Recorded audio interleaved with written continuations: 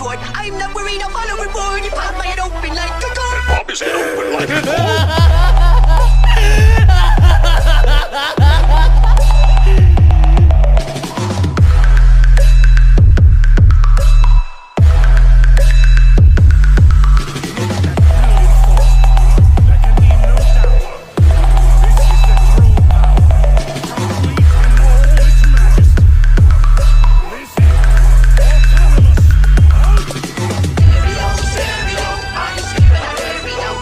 इस एपिसोड की स्टार्टिंग में हम यहाँ पर ये देख पाते हैं कि जो गोहान है वो अपनी बैक स्टोरी को कैकेरॉट को बताता है।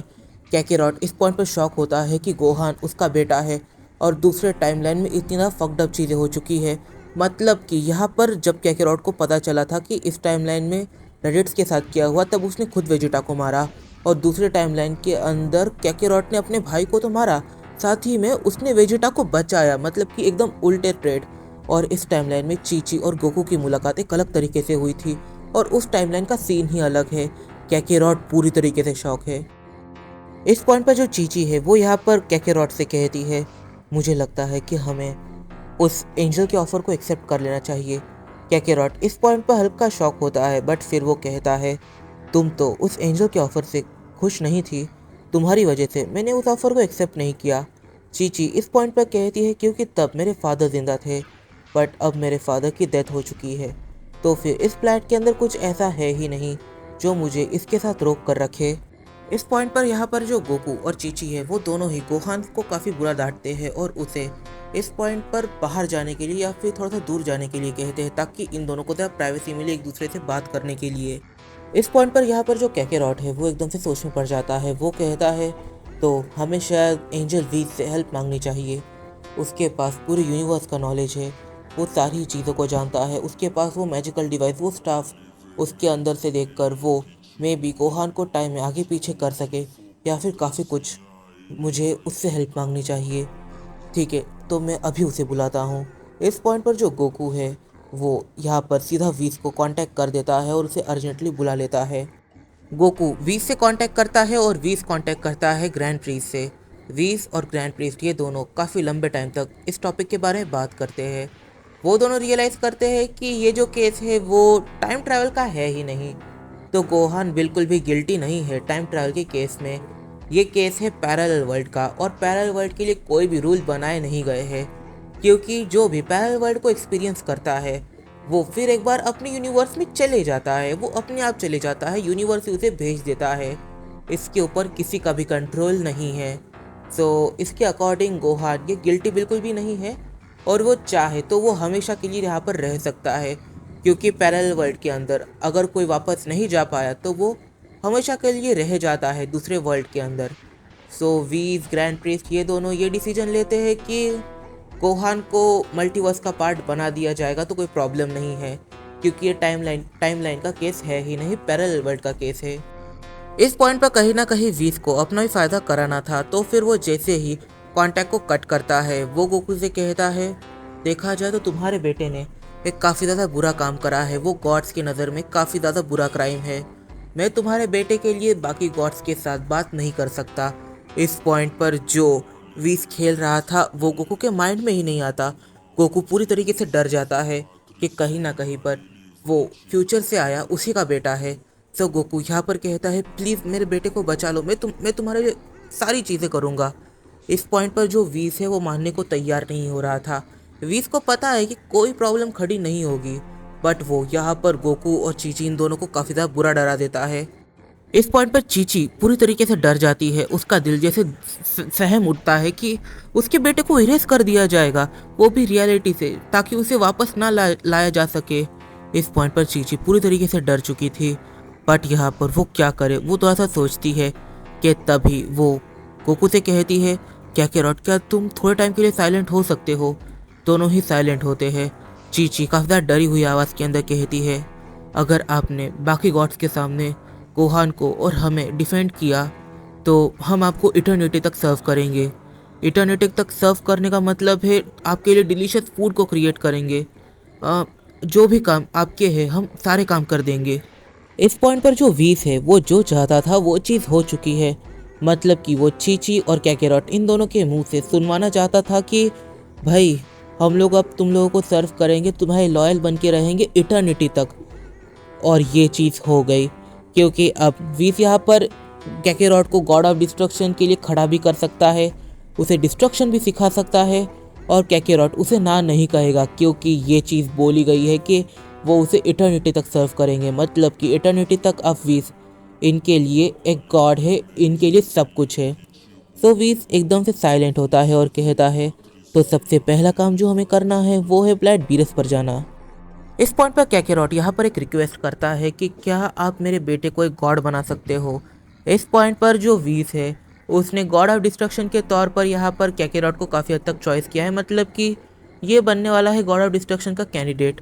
और गॉड से क्या मतलब है वीस को ये समझ नहीं आया, बट फिर यहाँ पर जो कैकेरॉट है वो इस चीज़ को एक्सप्लेन करता है कि कैकेरॉट ये सुपर सेन गॉड है नाम का, पर उसके पास कोई इतनी खास पावर नहीं है, वो इतना स्ट्रांग नहीं है, पर वो चाहता है कि उसका बेटा उससे डबल स्ट्रांग बने, उससे डबल पावरफुल बने और हो सके।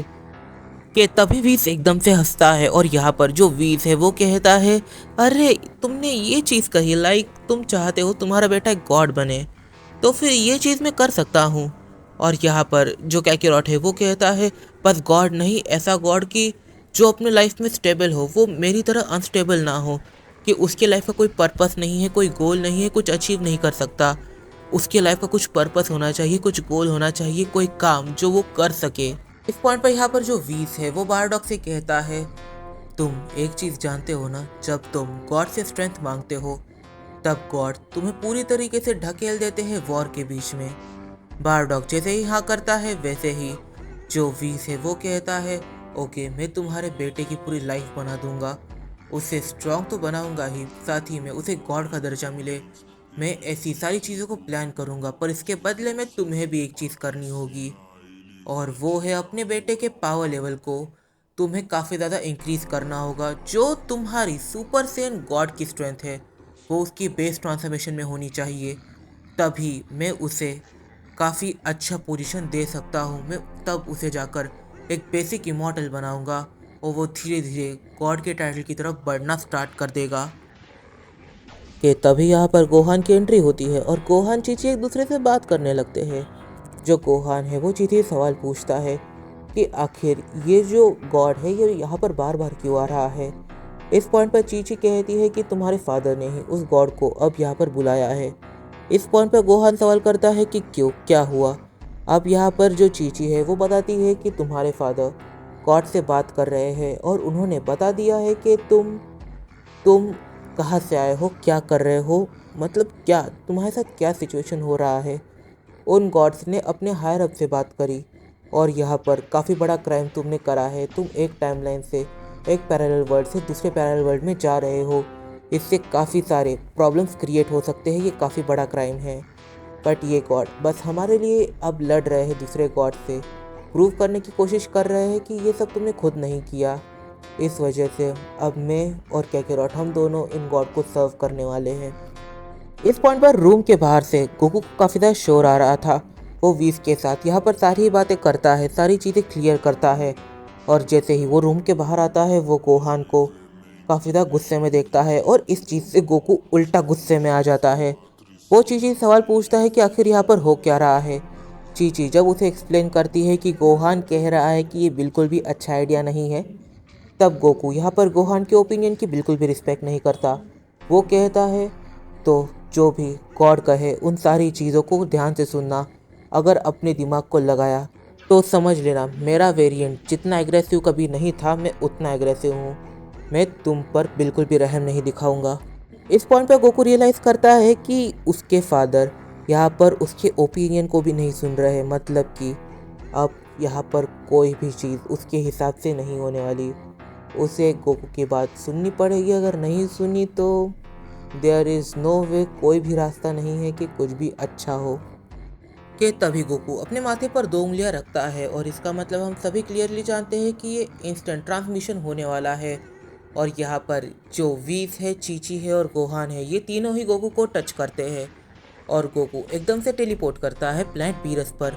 यहाँ पर जो गोकू है वो कहता है मैं गोहान की ट्रेनिंग के लिए इस जगह को ख़राब नहीं कर सकता, क्या ऐसी कोई लोकेशन है जहाँ पर मैं ट्रेनिंग कर सकता हूँ?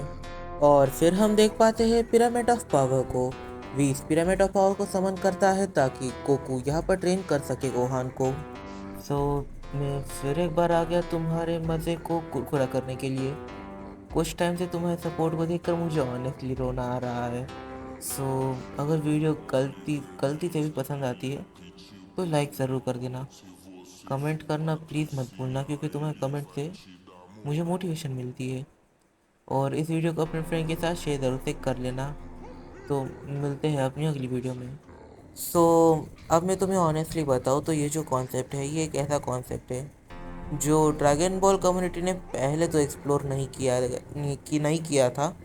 इस कॉन्सेप्ट को मैंने बनाया है, पर अगर तुम्हें ये कॉन्सेप्ट बकवास लग रहा है, बेहुदा लग रहा है, तो तुम नीचे कमेंट कर सकते हो। मैं तुम्हारे कमेंट को पढ़ता हूँ। मैं ऑनेस्टली तुम्हारे कमेंट्स को पढ़ता हूँ और उनका वेट करता हूँ।